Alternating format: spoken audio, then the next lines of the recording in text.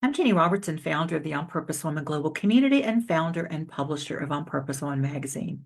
I'm here with Sofia Wren Nitchie to talk about her article in the November-December issue of On Purpose Woman magazine. Sofia, welcome. Thanks for being with me. Hi, thanks for having me.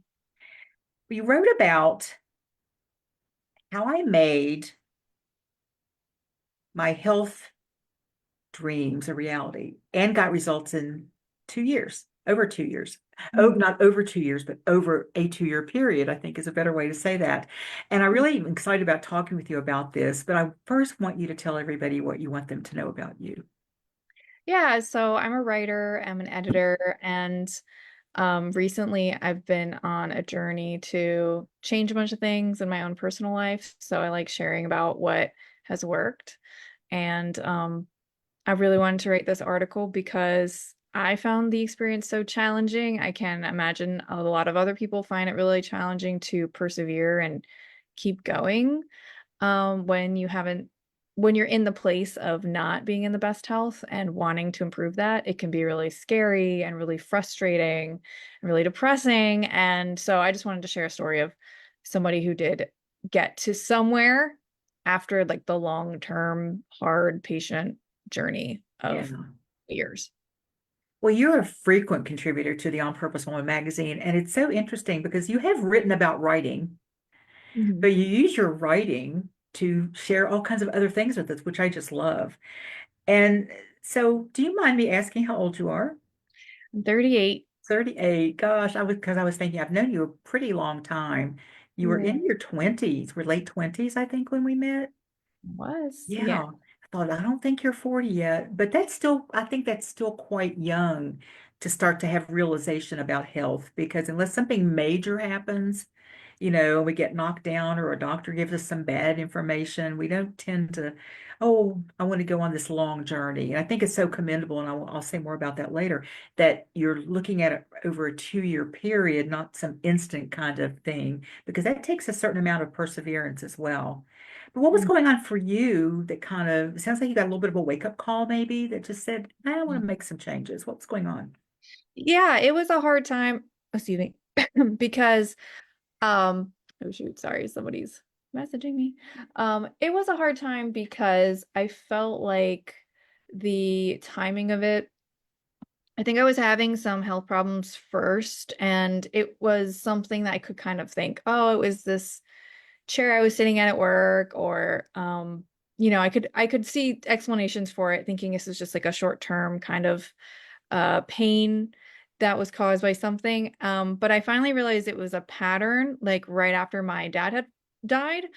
And so kind of like when you're feeling pain and you just had somebody pass away, it kind of, you're aware of your mortality.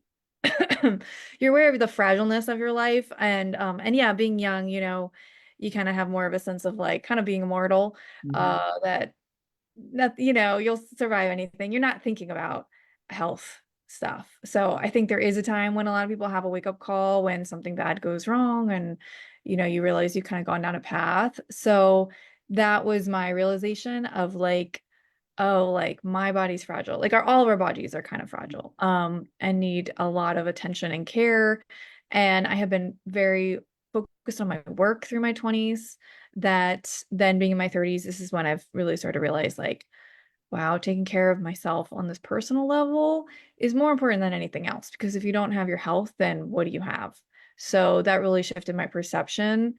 And as hard as it was, like kind of getting my health back in order was the most important thing. And then I had already been working on one issue when I actually was ice skating and I fell down and I hurt my wrist. Um, and that's caused like a lot of problems. As a writer, I need my hand. It's my dominant hand. So working that work-life balance became even more of an important theme for that too. And what year was that you started? You had this awareness and you started to make some changes. Well, my father passed away in 2021, and then I think I fell in 2023. Okay. So between 2022 and now is when you started making these shifts and changes, right? So you're kind Yeah. of living into it now, right? Yeah, I've been to so many physical therapist appointments and doctor appointments, and done all, I mean, like so many different things to try to rebalance my health and, gone through the insurance hurdles and had practitioners that were helpful a little bit, but not enough, and some just outright not helpful at all. Um, so I feel like I've gotten a taste of what it might be like for somebody who has chronic pain or some kind of problem that, yeah, it's not solved instantly with a pill. Um, and or even somebody who maybe you don't really have a lot of problems, but like you want to be in better health, because that's another aspect of it for me too, is like I'm not quite 40, and I've heard that for women there are hormonal changes and things that make it a lot harder to like build muscle. Mhm. um and so that's something I'm thinking about, trying to build muscle now, before that, and build some new healthier habits, Yeah. um, just to be like not so much recover from a negative place, but to try to push into the positive more. It's really hard to sustain that motivation over the long haul. Yeah, because you don't see the instant results either. That's why I really commend you for looking at it over a 2 year. When you started, you may not have realized it's going to take a couple of years. And You yeah, I may not know. have started if you've really been honest about that. But as Right. you as you Right. do it and you started to feel, well, first let me ask you, what was your very first step? Do you remember like when you Yeah, made my that first step, decision? yeah, my first step was going to the doctor. And that's when I found out that I had bursitis in one of my hips, which you wouldn't think somebody this young would have like a hip problem, but I did. And so that led me to different practitioners. Eventually, I ended up getting hooked up with a sports medicine doctor, Okay. which I like because a sports medicine doctor is somebody who is thinking about you getting into really good health. They're not thinking about just pain management. Mm. They're not thinking of somebody like I had somebody say to me like, "Well, you're probably going to have pain for the rest of your life. So I mean like this is like the best you're going to do." And I'm like, "I'm 38. Like I refuse to accept that. If I can't do this and this thing, no, like I refuse to accept that. Like this is the time of my life when I should be in the best health. So I should work hard to get to a good place because I don't want it to continue to slide from here all the way to the end. Like that's not a good life that I want to live, you know? So I want to I had to like fire somebody who was telling me it's not gonna get any better. And find somebody who's saying like, we want you to be in the best health and be able to do all the activities that you want to do. And, I was thinking about it like that with the right point of view. That makes so much sense. And that whole doomsday of it's not going to get better. Well, they don't really know that. That's been the Yeah. pattern. And it's so much easier to pop a pill and make the pain go away. But you then next thing you know, you're not gonna be able to walk. I mean, it doesn't Right. doesn't help with that. You have to be your own advocate because Exactly. the way that a lot of like insurance systems and things are in America is like they are more about pain management. They are more about getting into a certain enough level and then you're on your own. Hmm. You Yeah. know, they're like once I was saying that like my pain in my hip was like at a 7 out of 10 or something, they're like, "Great, you're done." Like they didn't wait until I got to 10. Right. They Yeah. don't care about me getting to 10. And that's something I have to care about it for myself and do what I need to do. And especially if you're in a place where you feel discouraged or in pain, like that's really hard to be your own advocate and to stay motivated and to stay fired up and to not give up. It would be very easy to give up. Mhm. Um, but one of the things like I talk about in the article are ways that I try to keep myself motivated, because it's okay to have an off week. It's okay to have an off month. You're not going to make progress all the time. You're going to run into those issues with scheduling or insurance or your capacity, or you're going to get sick. But as long as you have ways to support yourself to like get back, Mhm. that's what I started to build around myself. Um, and some of it was really simple, like just imagining like where I wanted to be in the next season and like what kind of things I wanted to be doing. And did I have the strength to do that? Did I have pain that was going to get in the way of doing that? That became like that fire. Like, I want to go canoeing in the summer, then I need to be able to use my right arm better. Just things like that. Um, that it seems small, but Not that really image, though. yeah, that image of myself of where I want to be, like continuing to come back to that. Um, and kind of looking at my progress, looking at what's working, celebrating every little trip to the gym or whatever, like that. Um, we need that support from ourselves in addition to other people, because you're not going to get, like I said, you're not going to get everything from a doctor, everything from insurance. You're going to have to fill in the gap somehow. Yeah. Yeah. Well, I think it's been about 3 years ago, I guess. I'm not going to go into the whole story, but we were getting ready to have my son and his fiance at the time come over the next day. We were celebrating Christmas a little bit early, and I just had this excruciating pain going down my leg to the point that when I tried to stand up, I couldn't. And Mm. I called for Don, and he had to actually help me get up off the couch into the bed. And I was in tears. It was so painful that I had to text my son and say, because we were like just wrapping up, like putting the final touches on the house and the food and everything. And I said, I don't think you can come tomorrow. I don't think this is not working. And the pain stayed with me for a little bit, like the next day. And I started getting texts from my son and his fiance, and she was saying, are you going to go to the doctor? And I'm like, well, I think it's probably just something, that's just a one-time thing. And she goes, I don't know, my uncle had something like that. And he had a blood clot in his leg. And I'm thinking, well, it could be something. And I don't want to, and so because I'm not somebody who just runs to the doctor when there's a twinge or a pain. And I did they did do some, x-rays and some, whatever they do, ultrasounds or something. And they found some arthritis in one side and then the other side, two different places. And I was so pleased that because I didn't see a doctor first, I just saw her. We did a little chat online, and she set up the stuff for me. And then when they came back and to give me the results, and she told me some things, and she did not suggest pain meds right off the top. I was so grateful for that, Mhm. physical therapy, sending me all these resources of, things to do for it. And the more it's better to use it, not to, because arthritis has always been seen as like, once you get it, I mean, that's it. But apparently you can keep it from getting worse, Yeah. and building muscle around it is a good thing. That Mhm. also ties in with bone density and stuff like that. And so I was really grateful that it wasn't like the placebo, like, okay, here's we're gonna do this. And it has gotten much better. That's great.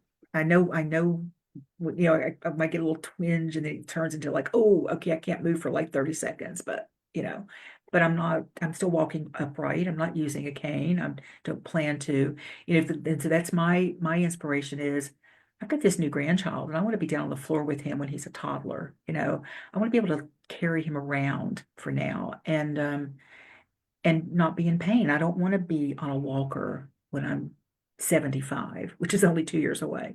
So I think you're talking about the motivation. Sometimes it has to be it has to be something bigger than I just want to feel better. It just Yes. does because if I'm feeling good right now, why would I don't need to go do anything, right?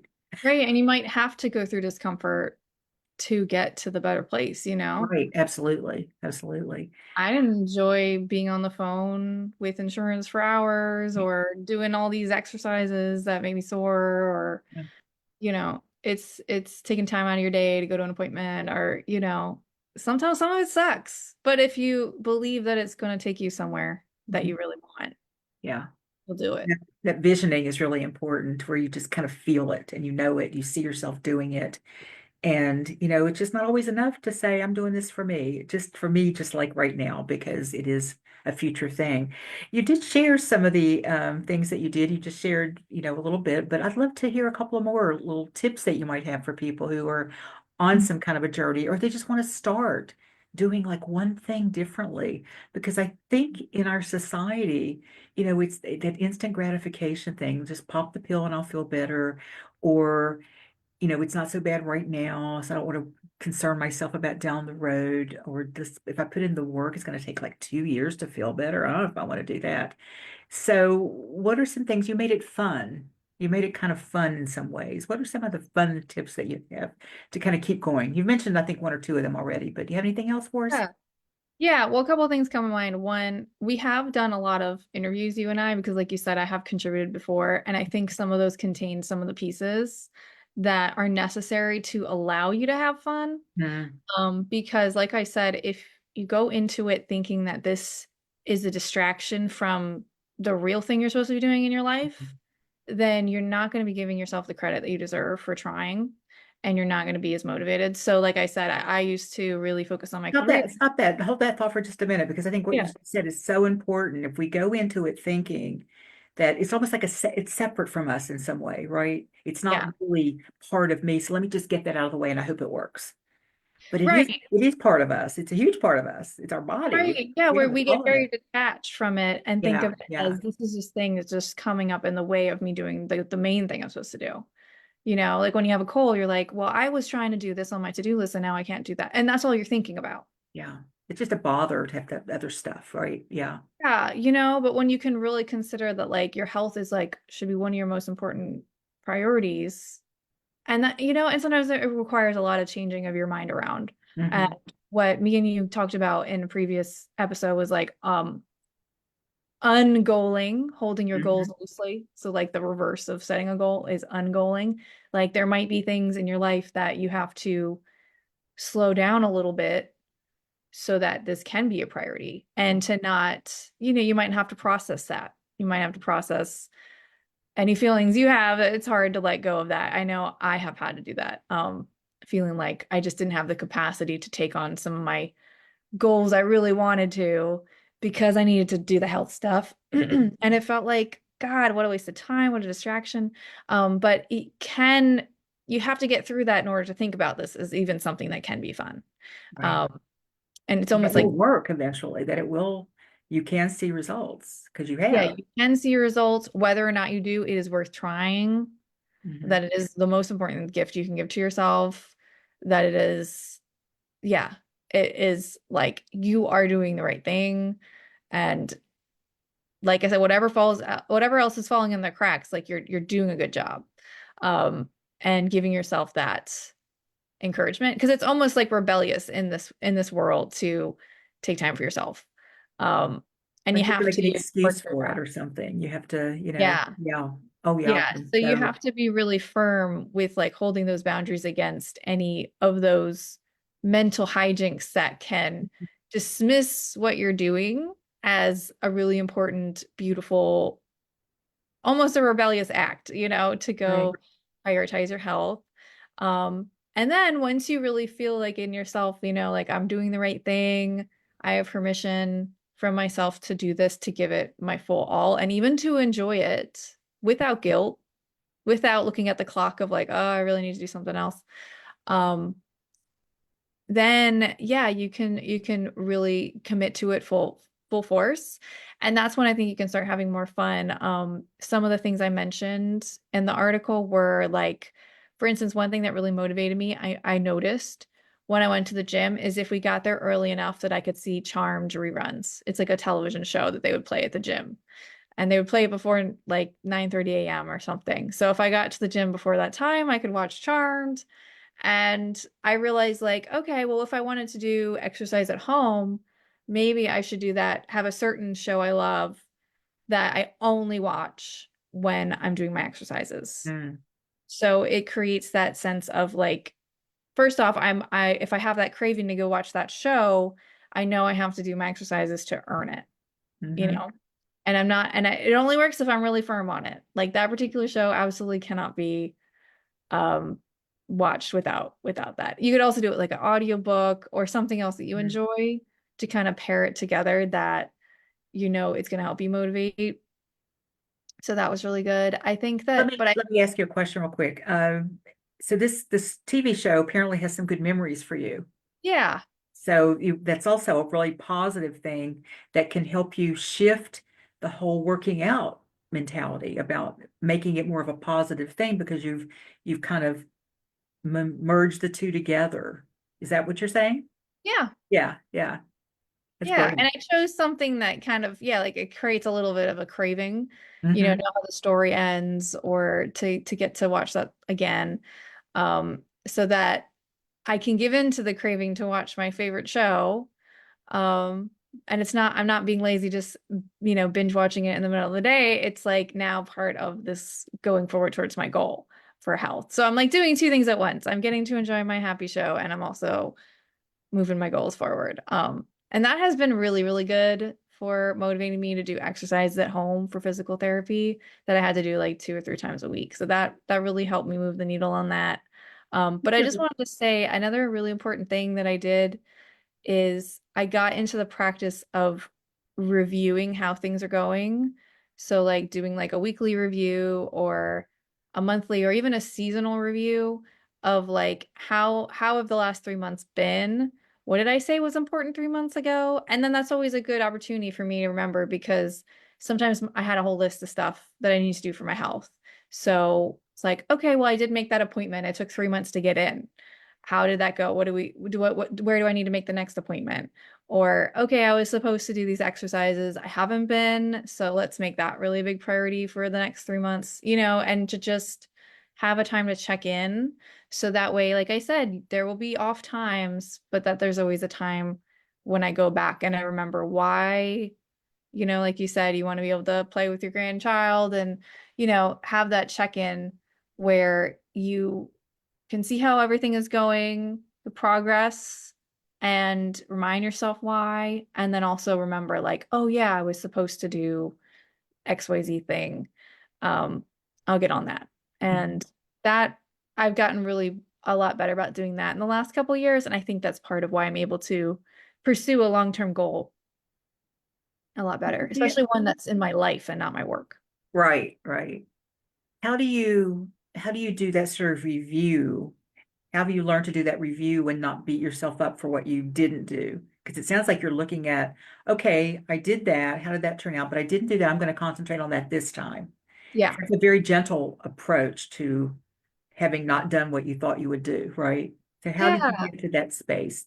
Because that's a muscle that It has to is, be yeah. Well, worked on. I always kind of start it with some easy softball kind of questions with just like, what are some things that happened, good or bad? Like, what were some happy memories from this time, whether it's the last week or month or season? Like, what are some happy memories? And then, like, um, I usually end up listing the things that I did do, even if they were in other areas, I just do everything kind of at once. And then by the time I get to the parts of like what I didn't do or what I could have done better, I kind of have a sense of like, well, I'm not a completely empty tank. I've kind of already acknowledged some of the things that had gone well.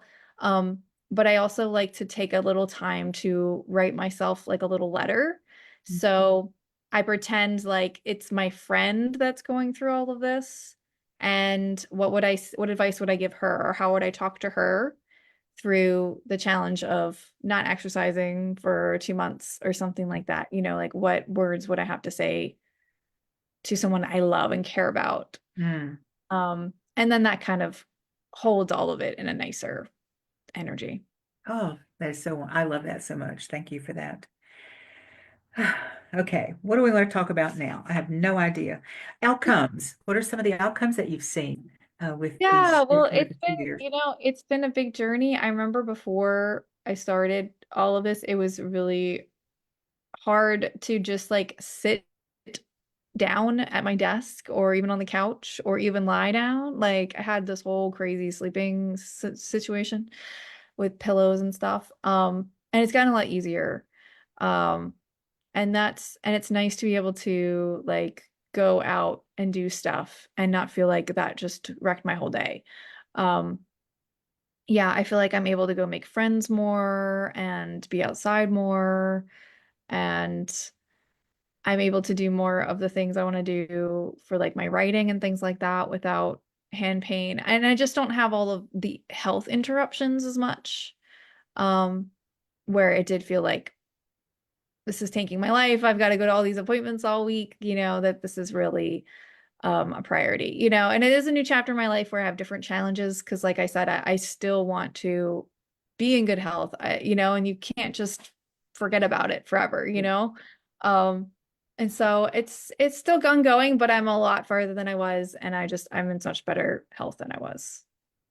So would you say that you're kind of in a maintenance phase now of maintaining what's worked and maybe looking for I something think I'm in a new? transition phase. I feel Okay. like I'm in a transition phase where I'm building up new motivation to do more than maintain. Mm-hmm. Because I do want to do more than maintain. Like I said, I want to build muscle and stuff, but I'm just refinding my footing and the new goals that I have. So yeah. So I think I'm working on painting that picture of what where I could be and setting a goal up for like the next level. I want to tell everyone who's watching, if you're watching this live or the replay on our YouTube channel, Sophia shares a lot more in her article. It's like 1,000 words, I think, at least. So go over there and check that out. That link to the On Purpose Woman magazine is in the text of this video. So, Sophia, how can our viewers find out more about you? Now, you do not do health consulting. No, You're an no, I know. example here, but you use your beautiful writing skills to help other people experience how these shifts can help them through your experience. So, but how can they find out more about you and that life that you live as a writer and a writing coach? Sure. So sophiawren.com, S is in Sam, O, F is in fabulous, IA, and then Wren like the bird. And one thing that I do at this point is I have been sharing my like my worksheets that I've been using to Yeah. do reviews and things like that, and as well as, and I have it's all under the topic of becoming more optimistic, whether that's about your health or some other project. So I share my whole process, including reviewing and things like that. So that's up on my site now. We're doing a sale on that. And then also, if you like to keep your goals on in like a Word document or keep them in a digital form, which is really great for those long-term goals, I also have an organization club where we talk about how to get in the habit of using organizing to collect all of your thoughts and ideas and move them forward. So I feel like those are related, whether it's a health goal or something else. Those are the things that I've been developing to help myself with this sort of stuff.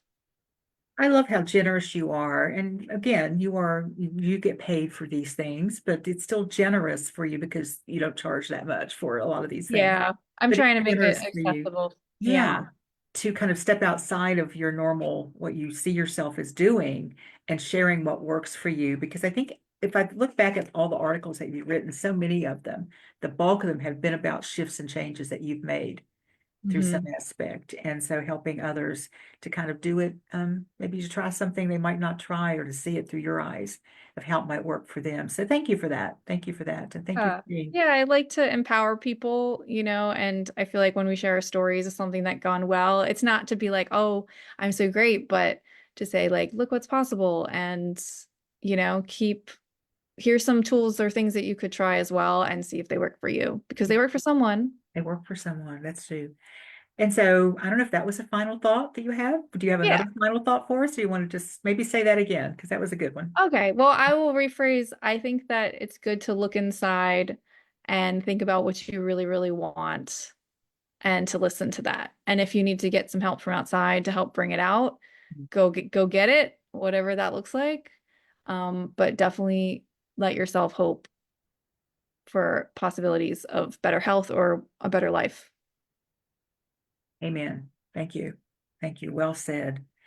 Sophia, you know I adore you, and I'm just so, you're such a wise young woman. I don't know how many trips you've done around the planet, but thank you for sharing your wisdom, your expertise, your humor, your brilliance with all of us. And please go read Sophia's article, and you can go into our archives and look back and see the other articles that Sophia has written and check them all out because you're going to learn something from every one of them.